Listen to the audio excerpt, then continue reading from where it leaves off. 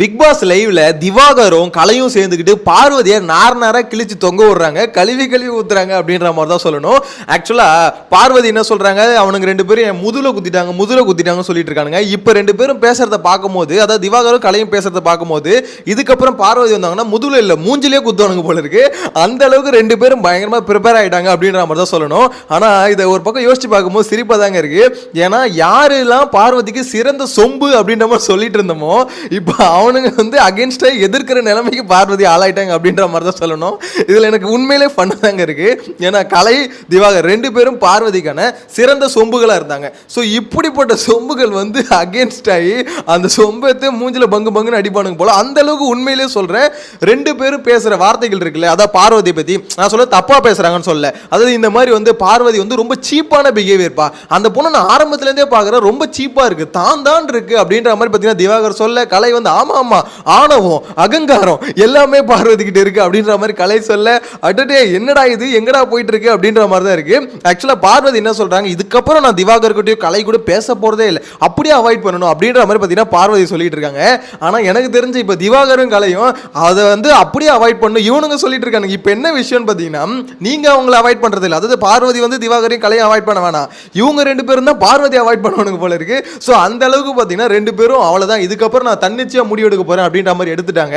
ஆக்சுவலா இதுல திவாகர் சொல்றதுல சில விஷயங்கள் கரெக்டா தான் இருக்கு அப்படின்ற மாதிரி நம்மளும் அக்செப்ட் பண்ணி தான் ஆகணும். ஆக்சுவலா இதுல விஷயம் என்ன தெரியுமா, இவ்வளவு நாள் வந்து திவாகர் என்ன சொல்றாரு, என்ன பார்வதி சொல்றதை மட்டும் தான் எனக்கு கேட்கணும்னு நினைச்சுக்கிட்டு இருந்தா, அது எப்படி நான் கேட்க முடியும் அப்படின்ற மாதிரி கேட்கறாருல, நியாயமான கேள்விதான். உண்மையிலே பார்வதி வந்து திவாகரை அப்படிதான் வச்சுக்கிட்டு இருந்தாங்க. இப்பதான் ஓரளவுக்கு ரியலைசேஷன் வந்திருக்கு போல, அது அந்த மூளைக்குள்ளேயும் ஏதோ ஒன்று யோசனை இருந்திருக்கு பாரு அப்படின்ற மாதிரி தான் இருக்கு. அதாவது பார்வதி சொல்றது எல்லாத்தையும் எப்படி நான் கேட்க முடியும் அப்படின்ற மாதிரி சொல்றாரு. இது கரெக்டான பாயிண்டா. ஆனா அடுத்த பாயிண்ட் சொல்றாரு, கொஞ்சம் முட்டை சோறு சாப்பிட்டேன் அதுக்கு என்ன பேச்சு அப்படின்ற மாதிரி சொல்றாரு. அதுதாங்க இடிக்குது. அதாவது ஃபர்ஸ்ட் பாயிண்ட் கரெக்டான பாயிண்ட், நெக்ஸ்ட் பாயிண்ட் வந்து ரொம்ப தப்பு சார் அப்படின்ற மாதிரி தான் இருக்கு. ஆமா பார்வதி வந்து இவரை வந்து எப்படி சொல்றது, நான் சொல்றதெல்லாம் நீ கேட்கணும், அண்ணன் கூப்பிட்டு கேட்கணும்னு வச்சிருந்தாங்க, அதனால தான் சொம்புனே கூப்பிட்டு இருந்தோம். ஸோ இவர் வந்து கேட்க முடியாது சொல்றது எல்லாமே பக்கா உண்மையிலே சம அப்படின்ற மாதிரி சொல்லணும். ஆனா அந்த சாப்பாடு மேட்டர் வருதுல, உண்மையிலே திவாகர் வந்து பாத்தீங்கன்னா பாரபட்ச பார்க்காம எடுத்து தின்னுறாருங்க. அது நானும் லைவ்ல பார்த்துருக்கேன். அந்த பீஸ் வந்து ஒரு முட்டை வந்து முத நாள் வந்து அந்த முட்டை வந்து அவங்களுக்கு செஞ்சு சாப்பிட்டாரு, ரெண்டாவது நாளும் பார்த்தீங்கன்னா அந்த முட்டையை எடுத்து தின்ட்டாரு. ஆக்சுவலாக திவாகர் வந்து பார்த்தீங்கன்னா சாப்பிட்றதுல பாரபட்சம் இல்லாமல், அதாவது இருக்குதா எடுத்து சாப்பிடு அப்படின்ற மாதிரி மனுஷன் எடுத்து சாப்பிட்டு எப்போ பார்த்தாலும் பாருங்களேன் வாயில் எதாவது போட்டு அரைச்சிக்கிட்டே இருப்பாரு. வேற யாரையுமே நீங்கள் அப்படி பார்க்க முடியாது, திவாகர் மட்டும் தான் மோஸ்ட்லி சாப்பிட்றத பார்க்க முடியும். தலைவன் வந்து அதை தான் பண்ணுறாப்புல. ஆக்சுவலாக அது கொஞ்சம் திருத்திக்கணும், அதாவது சாப்பாடு வந்து உங்களுக்கு முக்கியம் தான், அதே மாதிரி மற்றவங்களுக்கு முக்கியம். கானா வினோத் சொல்லியிருந்தாரு, சார் நீங்கள் சாப்பிட்டது அவங்களோட முட்டையை சார் அப்படின்ற மாதிரி. அது சொல்லுவாரு, ஒரு முட்டையை சாப்பிட்டு என்ன பேச்சு பேசுற அப்படின்னு பார்வதி கூட சண்டை நடக்கும்போது கானா வினோத் சொல்லுவாரு, இந்த மாதிரி சார் நீங்க சாப்பிட்டது அவங்களோட முட்டை சார் அப்படி. ஆக்சுவலா ஒரு ஃபன்னா கவுண்டர் கொடுத்தாலும் அதுதான் ரியாலிட்டி.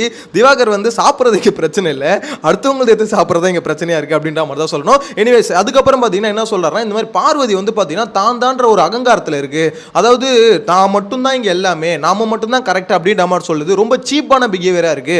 அந்த டேபிள் மேல ஏறி உட்கார்ந்ததுல அதெல்லாம் ரொம்ப தப்பு. எஃப்ஜே ஜூஸ் போட்டுட்டு இருக்கு, அந்த ஜூஸ் டேபிள்ல ஏறி உட்காருது அப்படின்னும் போது அதெல்லாம் எவ்வளவு ஒரு மாதிரி தப்பான ஒரு செயல், அதை நம்ம சொன்னா கேட்க மாட்டுது அப்படின்ற மாதிரி சொல்றாருல, 100% கரெக்ட். ஆக்சுவலா பார்வதி பண்றது தப்பு என்ன தெரியுமா, அவங்க வந்து கனியன் கேங்கை வந்து எதிர்க்கணும்னு நினைக்கிறாங்களே, அது பக்கா உண்மையிலே சொல்றேன். ஒரு பெரிய கேங் வந்து உள்ள இருக்கு, அந்த கேங்கை வந்து எதிர்க்கணும். ஆனா பார்வதி என்ன பண்றாங்கன்னா, ரொம்ப அந்த திவாகர் சொல்ற மாதிரி அது வந்து தேவையில்லாம சில்லறத்தனமான வேலை. ஏன்னா அந்த டேபிள் மேல ஏறி உட்கார்றது இதுக்கெல்லாம் ஒரு சண்டையா, அங்க போய் இங்க தான் உட்காருவேன் என்ன பண்ணுவேன், அதாவது கரெக்டான பாயிண்ட் எடுத்து சண்டை போட்டா உங்களுக்கு வந்து விஜய் சேதுபதி சப்போர்ட் பண்ணுவாரு, இல்லைனா செருப்படி தான் உழும் அப்படின்றது தான் என்ன பொறுத்தவரைக்கும் சொல்ல தோணுது. ஏன்னா அந்த டேபிள் மேலே ஏறி உட்காருது, இவங்க உட்காந்துட்டு இங்கே தான் உட்காரும் அப்படி, இதில் அதாவது நீங்கள் ட்ரிகர் பண்ணணும்னு நினைக்கிறீங்களே அது ரொம்ப தப்பு. ஆக்சுவலாக உங்களுக்கு கொடுத்த பவரை டாஸ்கில் யூஸ் பண்ணணும்னு நினைக்கிறீங்களா அது ஓகே, அதாவது என்னோட கியூசி பவர் இதான்டா நான் ரிஜெக்ட் பண்ணுவோம்டா போடா அப்படின்றது டாஸ்க் ஓகே ஃபைன். ஆனால் நீங்கள் அந்த டேபிள் மேலே ஏறி உட்காந்துட்டு அந்த மாதிரி கையமுக்கு காலமுக்கு ஊட்டி விட்ரு அப்படின்னு சொல்கிறதுலாம் வந்து அது வந்து எப்படி சொல்கிறது, அது உங்களுக்கு பிடிக்காதவங்கள டாஸ்கில் வந்து ட்ரிகர் பண்ணணும்னு நினைக்கிறீங்க, அது கம்பல்சரி இவங்களுக்கு தான் பேக் ஃபயர் ஆகும் அப்படின்ற மாதிரி தான் என்ன பொறுத்தவரைக்கும் சொல்ல தோணுது.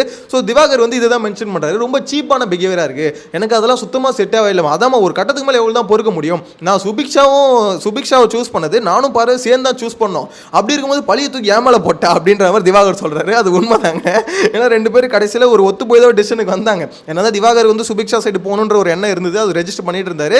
அதுக்கப்புறம் ஃபைனலாக ரெண்டு பேர் தான் சேர்ந்து தான் சூஸ் பண்ணது, திவாகரும் சரி அதே மாதிரி பார்வதியும் சரி, ஓகே சுபிக்ஷாக்கு போயிடலாம். இதில் வேறு அவங்க சிரிச்சுக்கிட்டு இருந்தாங்க, இந்த மாதிரி எனக்கு செகண்ட் ஆப்ஷன் இருக்கு ரம்யா போனா என்ன சுபிக்ஷா அதனால தானே வச்சிருக்கேன், எப்படி என்னோட மாஸ்டர் மைண்ட் அப்படின்ற எனக்கு அதெல்லாம் யோசிக்கும் போது, அதாவது இதெல்லாம் அவங்க ஃப்ளாஷ்பேக் விஜய் சேதுபதி ஒரு குறும்படம் ஒன்று போட்டு பார்வதி உங்களோட மாஸ்டர் மைண்ட் எப்படி ஒர்க், ஏன்னா அவங்க அப்படிதான் சிரிச்சுட்டு இருந்தாங்க. என்கிட்ட செகண்ட் ஆப்ஷன் இருக்கு, செட் பண்ணி கமருதின்ட்டு சொல்லி சிரிச்சுட்டு இருந்தாங்க. எனக்கு அதெல்லாம் யோசிச்சு பார்க்கும்போது அவ்வளோ பிளான் பண்ணி கடைசியில் வந்து வச்சாங்க பாடுற ஆப்பு அப்படின்ற மாதிரி தான் இருந்தது. எனிவேஸ் இதை தான் திவாகர் சொல்கிறாரு, சுபிக்ஷாவை சூஸ் பண்ணது 2 பேர் தான் சூஸ் பண்ணோம், அப்படி இருக்கும்போது பழியை மட்டும் என் மேலே போடுறாங்க அப்படின்ற மாதிரி அவர் தரப்பில் இருக்க நியாயத்தை எல்லாமே சொல்கிறாரு. எல்லாமே ஃபேர், ஓகே, கரெக்ட் தான். திவாகர் அப்பா பயங்கரமாக இப்போ தானே ஓரளவுக்கு யோசிக்கிறேன் அப்படின்ற மாதிரி பார்த்தா, ஆக்சுவலாக பீஸ் வந்து யோசிச்சு தனியாக இருந்தால் பரவாயில்ல. எனக்கு தெரிஞ்ச பீஸ் வந்து கொஞ்சம் கொஞ்சமாக அடைக்கலாம் வந்து அன்பு கேங் சைடு போயிடுச்சு. ஏன்னா இதில் வந்து பார்த்தீங்கன்னா அவர் இப்போ இதெல்லாம் சொன்னார்ல, இது எல்லாமே பக்கா கரெக்டு. அதே மாதிரி இன்னொன்று சேர்த்து சொல்கிறாரு, சபரி பாட்டு எல்லாமே கரெக்டாக இருந்தது, நான் எப்படிமா ரிஜெக்ட் பண்ண முடியும் அப்படின்னு சொன்னார்ல, அங்கே தான் இடிக்குது. ஆக்சுவலாக என்ன விஷயம்னா, இவ்வளோ தூரம் சொன்னது ஆமா பார்வதி இதெல்லாம் பண்ணாங்க, அவங்க மேல இருக்க குறைகள்லாம் சொல்லிட்டு இருந்தாரு. இவர் மேல இருக்க குறைகளை சொன்னா மட்டும் அந்த பீஸால ஏத்துக்க முடியல. என்னன்னு பாத்தீங்கன்னா, இந்த சபரிக்கு வந்து அவர் சப்போர்ட் பண்றாருல, அது அவருக்கே தெரிய மாட்டுது. ஏன்னா இப்ப எப்படி சொல்ல, சபரி மீது ஒரு அபரிவிதமான அன்பு வந்து இவர் கிரியேட் ஆயிடுச்சு. சபரினா நல்லவன், சபரி கரெக்டாக தான் பண்ணுவோம் அப்படின்றதுனால சபரிக்கு மட்டும் திவாகர் வந்து ஒரு பயங்கரமான ஒரு ஸ்டாண்ட் எடுக்கிறாரு. சபரி பயங்கரமா அதை யூஸ் பண்ணிக்கிறாரு, எஃப்ஜேவும் பயங்கரமா அதை யூஸ் பண்றாரு. 2 பேரும் என்ன பண்றாங்கன்னா, திவாகர் வந்து குஷிப்படுத்துறாங்க. எப்பவுமே திவாகர் வெளியே இன்டர்வியூ எடுக்கும் போது என்ன சொல்லுவாருன்னா, இந்த மாதிரி நீங்க நல்லா நடிக்கிறீங்க அப்படின்னு சொன்னா நல்லா நடிச்சு காமிப்பாரு, நல்லா நடிக்கலன்னு சொல்லிட்டா கோவப்படி வந்து ஓடுவாரு. ஸோ இது வந்து திவாகரோட கேரக்டர், இன்பில்ட் கேரக்டர். அதுதான் பார்த்தீங்கன்னா சபரி எஃப்ஜேவும் பயங்கரமா யூஸ் பண்றாங்கன்னு நினைக்கிறேன். எனிவேஸ் இந்த பக்கம் வந்து பார்த்தீங்கன்னா திவாகர் கலை 2 பேரும் பார்வதியை வந்து கழுவி ஊத்திட்டு இருக்காங்க. இப்படிப்பட்ட கேரக்டரா இருக்குன்னு யோசிச்சு பார்க்கல. என்ன இவ்வளவு சீப்பானவே, என்னடா உன்னை இவ்வளவு நினைச்ச, இப்படி சீப்பான பயலா இருக்குன்னு சொல்லுவாங்க பார்த்தீங்களா, அந்த மாதிரி தான் பார்வதி சொல்லிட்டு இருக்காங்க. இந்த சைடில் பார்வதி என்ன பண்ணிட்டு இருக்காங்கன்னா, திவாகர் கலை 2 பேரும் என்ன முதுல குத்திட்டானுங்க, இதுக்கப்புறம் அவனுக்கு கூட நான் பேச்சுவார்த்தையே இருக்க போறதில்ல அப்படின்ற மாதிரி சொல்லிட்டு அவங்க இன்னொரு பாயிண்டே ஒன்று மென்ஷன் பண்றாங்க. இந்த வீட்டில் இதுக்கப்புறம் பார்த்தீங்கன்னா டீம் அப் பண்ணணும், அதாவது பார்வதி கமருதீன் கானா வேண்டும், நம்ம ஒரு டீமாக இருக்கணும், அவனுக்கு எப்படி டீமாக இருந்து நம்ம அடிக்கணும், நம்ம டீமாக இருந்து திருப்பி அடிக்கணும் அப்படின்ற மாதிரி சொல்கிறாங்க. விளங்காத கானா வினோத்தி எனக்கு தெரிஞ்சு கொஞ்சம் தள்ளி வந்தால் நல்லதுன்னு நினைக்கிறேன். இங்கே இப்போ என்னென்ன மேட்டர்னா, பார்வதி வந்து உண்மையிலே கரெக்டான விஷயத்தை எடுத்து அடித்தாங்கன்னா அவங்களுக்கு இருக்க ஒரு பவருக்கு அது பயங்கரமாக ரீச் ஆகும். நியாயத்து பக்கம் நின்று, அதாவது நியாயத்து பக்கம் மீன்ஸ் நான் எதை மென்ஷன் பண்ணுறேன்னா, இப்போ நீங்கள் எடுக்கிறீங்களா அந்த டேபிள் மேலே ஏறி உட்காருது, இந்த மாதிரி சில்லறத்தனமான பிரச்சனையெல்லாம் எடுக்காமல் அது ஒரு கரெக்டான ஒரு பாயிண்ட் எடுத்து, இப்போ சபரி ஒரு இது எப்படி சொல்கிறது, இவங்களுக்குள்ள ஒரு பயாஸ்டான ஒரு விஷயம் இருக்குல்ல, அதாவது சபரி மைக்கு போடலன்னா கனி கேட்க மாட்டாங்க, இதெல்லாம் எடுக்கிறீங்களா, இதை பெரிய இஷ்யூவாக மாற்றுறது தப்பே கிடையாது. அதில் நீங்கள் வந்து எந்த எக்ஸ்ட்ரீமுக்கு போனாலும் உண்மையிலே பப்ளிக் சப்போர்ட்டும் உங்களுக்கு பயங்கரமாக இருக்கும். ஆல்ரெடி பார்வதி வந்து என்னதான் அவங்க ஆடுற கேம் கேவலமாக இருக்குது, அவங்க தாட்ஸ் வந்து ரொம்ப கேவலமாக இருக்குது அப்படின்ற மாதிரி கழுவிகளே ஊற்றினாலும், ஒரு சைடில் வந்து பார்த்தீங்கன்னா ஏதோ ஒன்று ஒரு 5 பேர் தான் அந்த வீட்டில் ஆடுறாங்க, அதில் பார்வதி ஒன்று இருக்கட்டும் அப்படின்ற ஒரு சப்போர்ட் இருக்குது. அது வந்து பார்த்தீங்கன்னா ஆனால் ஒரு கேவலமான சப்போர்ட் தான் வச்சுக்கோங்களேன் அது. ஆனால் என்ன பொறுத்த வரைக்கும் இவங்க வந்து கரெக்டான பாயிண்ட் எடுத்து அதை வந்து கரெக்டாக கேம் ப்ளே பண்ணாங்கன்னா கரெக்டாக இருக்கும். எனக்கு தெரிஞ்சிட்டு 3 வாரம் ஏன் திறமை இவங்க திருந்தாமல் இருக்காங்க. விஜய் சேதுபதி அது பெருசாக அட்ரஸ் பண்ணவே இல்லை இது வரைக்கும். பெருசாக வந்து அதாவது கண்டஸ்டன்ஸ் தான் பார்வதி அடிக்கிறாங்களே தவிர விஜய் சேதுபதி பெருசாக அடிக்கல. எனக்கு தெரிஞ்சு இன்னைக்கு நடக்கிற ரோஸ்ட்டில் வந்து இதுக்கப்புறம் பார்வதிக்கு ஒரு கிளாரிட்டி வரும், நம்ம எந்த மாதிரி விஷயத்த பண்ணணும், அதாவது ஆட்டிடியூடா ஒரு ட்ரிகரிங் விஷயத்தை வந்து பண்ணுறதை விட்டுட்டு கண்டென்ட் வைஸ் இப்போ அவங்க டார்கெட் என்னது, கனியன் கேங் அடிக்கிறது. ஸோ கண்டென்ட் வைஸ் கரெக்டாக கனியும் சபரியும் வந்து இவங்க பண்ணுற ஒரு அழிச்சாட்டையாக இருக்குல்ல, ஒரு அன்பு கேங்குற பேரில் அவங்களுக்குள்ள நடக்கிற பிரச்சனையை கண்டுக்க மாட்டாங்களே, அதாவது அங்கே நடந்த தப்பு கண்டுக்க மாட்டாங்களா, அதை வந்து எடுத்து எக்ஸ்போஸ் பண்ணுறதுக்கு, அதை கரெக்டான பாயிண்ட்டை எடுத்து பேசுறதுக்கு பேசினா உண்மையிலேயே நீங்கள் சொல்கிறீங்களே நாங்கள் டீம் ஃபார்ம் பண்ணுறோம், அந்த டீம் வந்து ஒர்க் அவுட் ஆகும். அப்படி நீங்கள் இந்த மாதிரி இல்லாமல் ஒரு சில்லறத்தனமான பிரச்சனையை எடுத்தால் கடைசியில் திவாகர் கலையில் தான் உங்களுக்கு எதிரியாக மாறுவாங்க. இதே மாதிரி உட்காந்து நார கிழிச்சு தொங்க விட்டுருவானுங்க அப்படின்ற மாதிரி தான் தோணுது. ஆனால் யோசிச்சே பார்க்கலங்க, சிறந்த 2 சொம்பு அப்படின்ற மாதிரி யாரை பார்வதிக்கு சொன்னமோ அந்த 2 சொம்புமே இப்போ அகேன்ஸ்டா மாதிரி எதிரியா நிற்குது அப்படின்னும் போது ஆக்சுவலாக பார்வதியோட பவர் வந்து கொஞ்சம் கொஞ்சமாக குறைஞ்சிக்கிட்டே இருக்கு. அது மட்டும் இல்லாமல் இப்போ டீம் அப் ஆயிருக்குல்ல, பார்வதி கமருதீன் கானா வினோத், இந்த டீம் எப்படி செயல்படும் நினைக்கிறீங்க? உங்களோட கருத்தை கமெண்ட்ல மென்ஷன் பண்ணுங்க. நெக்ஸ்ட் வீடியோல மீட் பண்ணலாம். Bye by.